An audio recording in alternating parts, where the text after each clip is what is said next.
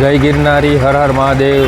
તો થોડાક સમયમાં પરિક્રમા શરૂ થવાની છે, તો આપણે આવી ગયા સીધા ભવનાથ વિડીયો બનાવવા માટે તમારી માટે જોવાનું છે કે પરિક્રમા શરૂ થાય એ પહેલાંનો અહીંયાનો માહોલ કેવો હોય છે, વ્યવસ્થા બધી કેવી હોય છે એ જોવા માટે આવી ગયા છીએ।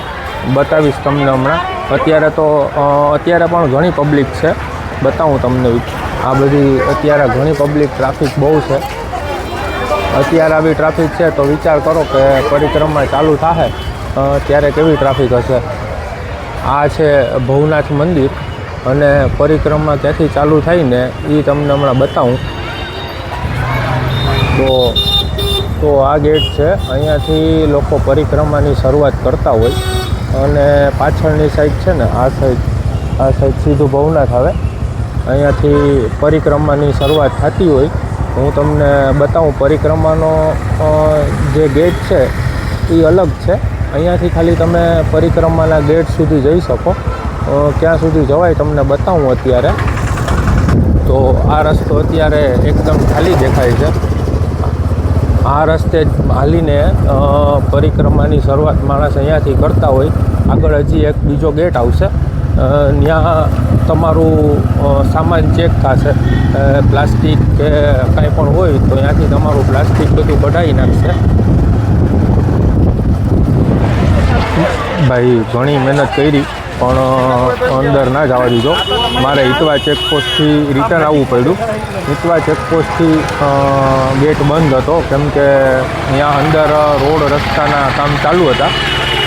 અંદર રસ્તા સાફ સફાઈ, રોડ સરખા કરવાના કામ ચાલુ હતા, તો અંદર ના જવા દીધો।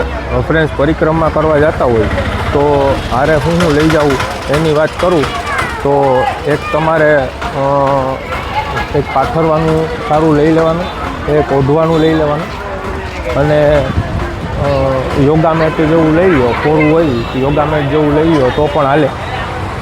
પછી એક હારે તમારે લાકડી રાખવી જોઈએ કેમ કે તમને ટેકો મળે હાલવામાં। તો એક હારે લાકડી રાખવી અને રાતના સમયે તમે પરિક્રમા કરતા હોય તો તમારે એક ટોર્ચે હારે રાખવી। તો લાકડીથી તમને ફાયદો એ થાય કે કોઈ એવા રસ્તા હોય કે ત્યાં તમને સપોર્ટની જરૂર હોય તો તમે લાકડી હોય તો તમને થોડો ઘણો સપોર્ટ મળે। તો લાકડી રાખવી અને ટોર્ચ રાખવી। જેમ કે રાતે તમે પરિક્રમા કરતા હોય તો ટોર્ચ હારે હોય તો તમને સારું રહે। ત્યાં લાઇટની થોડી ઘણી સગવડ ઓછી છે તો તમારે ટોર્ચ હોય તો તમને સારું પડે। અને તમે પરિક્રમામાં જાઓ છો અને બાળકો જો સાથે હોય તો તમારે એક મચ્છરની ક્રીમ પણ રાખવી સાથે, જેથી કરીને બાળકોને પ્રોબ્લેમ ના થાય। મચ્છરનો થોડો ઘણો ત્રાસ હોય કેમ કે જંગલ એરિયા છે, તો તમારે છે ને એક મચ્છરની સારી ક્રીમ લઈ લેવી, સાથે રાખવી તો બાળકોને પ્રોબ્લેમ ના થાય। અને જો તમે કોઈ રેગ્યુલર દવા લેતા હોય તો દવા પણ હારે લઈ લેવી, 3-4 દિવસની દવા પણ હારે લઈ લેવી। પછી તમે દુખાવાની દવા પણ હારે લઈ શકો છો, તાવની દવા લઈ શકો। તો એવી ઝીણી મોટી દવા છે તમારે સાથે લઈ લેવી તો તમને આગળ જતાં પ્રોબ્લેમ ના થાય। આમ તો તમને પરિક્રમા દરમિયાન કાંઈ પણ થાય તો ત્યાં મેડિકલની સુવિધા પણ ઉપલબ્ધ હોય છે। તો તમારે દવા લેવી હોય તો તમે લઈ શકો કેમ કે મેડિકલ કેમ્પ જ્યાં હોય ત્યાં સુધી તમારે પહોંચવું પડે। ત્યાં પહોંચી જાઓ પછી તમને દવા જોતી હોય મળી જાય। પણ જો રસ્તામાં કાંઈ પણ દુખાવો થયો, કાંઈ પણ લાગ્યું તો એના માટે ક્રીમ અને દવા સાથે રાખવી। જમવાની વાત કરું તો હારે ખાલી તમારે છે ને સૂકો નાસ્તો લઈ લેવો કેમ કે ઉપર એટલા ભોજનાલય છે, એટલા અન્નક્ષેત્ર હશે કે તમને જમવા બાબતે પ્રોબ્લેમ નહીં થાય। તો તમને રસ્તામાં ક્યાંય ભૂખ લાગે કે એવું થાય તો તમારે સૂકો નાસ્તો તમે લઈ લો તો વાંધો ના આવે। જમવાનું બહુ કાંઈ ભેગું ના લેવું કેમ કે ઉપર એટલા અન્નક્ષેત્ર અને એટલા હશે। અને રસ્તામાં પણ તમને ખાવા પીવાની ઘણી વસ્તુ મળી જાય જે તમે પૈસા દઈને લઈ શકતા હોય। જેમ કે નારિયેળ પાણી છે, શેરડીના રસ છે, સોડા છે, એવું બધું મળી જશે ઉપર। તો તમે છે ને કેશ સાથે રાખજો, કેમ કે ઓનલાઈન ટ્રાન્ઝેક્શન ઉપર થશે નહીં. નેટવર્ક નથી આવતા એટલે ઓનલાઈન ટ્રાન્ઝેક્શન નહીં થાય તો થોડું ઘણું કેશ હારે રાખવું તમારે, જેથી કરીને પ્રોબ્લેમ ના થાય. આખી પરિક્રમા પૂર્ણ કરવામાં છે ને તમારે 3 થી 4 દિવસ જેવો સમય લાગતો હોય, તો તમારે છે ને એક પાવર બેંક કારે લઈ લેવી.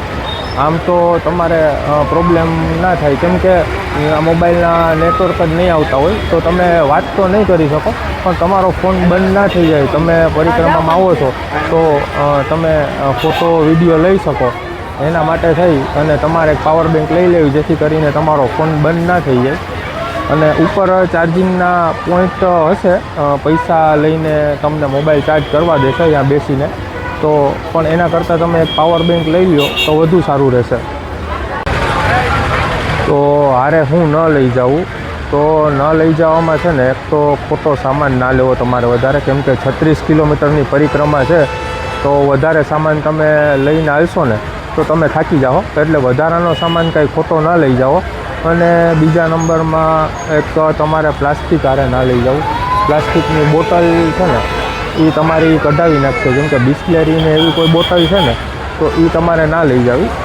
જાડા પ્લાસ્ટિકની બોટલ લઈ જાઓ તો હાલશે. જાડા પ્લાસ્ટિકની બોટલ છે એ લઈ જાઓ તમે, અથવા કોઈ સ્ટીલની બોટલ લઈ જાઓ તો એ બધી હાલશે. પણ જે બિસ્લેરીની ને એવી પ્લાસ્ટિકની બોટલ છે એ ન લઈ જાવી. નાસ્તો કોઈ તમારે પ્લાસ્ટિકમાં ભરીને ન લઈ જાઓ, જેમ કે કેરી બેગ છે, આ છે તે છે, તો એ બધું તમારી પાસે કઢાવી નાખશે. ત્યાં તમને ચેકપોસ્ટ પાસે જ કપડાની થેલી મળશે, એ કપડાની થેલીમાં લઈ અને ટ્રાન્સફર કરી લેવો નાસ્તો. અને પરિક્રમામાં તમારે કિંમતી વસ્તુ હારે ન રાખવી, જેમ કે સોનાના દાગીના છે, કોઈ એવી વસ્તુ કિંમતી હોય તમારી, જેમ કે તમારા ડોક્યુમેન્ટ છે જે ઓરિજિનલ છે, તો એ બધી વસ્તુ તમારે હારે ન રાખવી જોઈએ. રાતના શું થાય શું નહીં, તમે સૂઈ ગયા હોય, થાકેલા હોય, તો કિંમતી સામાન, સોનું, કોઈ ડોક્યુમેન્ટ એવું બધું તમારે ઓરિજિનલ સાથે ના રાખવું. અને જો વિડીયો સારો લાગ્યો હોય તો વિડીયોને લાઈક કરી દેજો અને શેર કરી દેજો, જેની યારે તમારે પરિક્રમામાં જવું હોય. અને નવા હોય ચેનલમાં તો ચેનલને સબસ્ક્રાઈબ પણ કરી લેજો.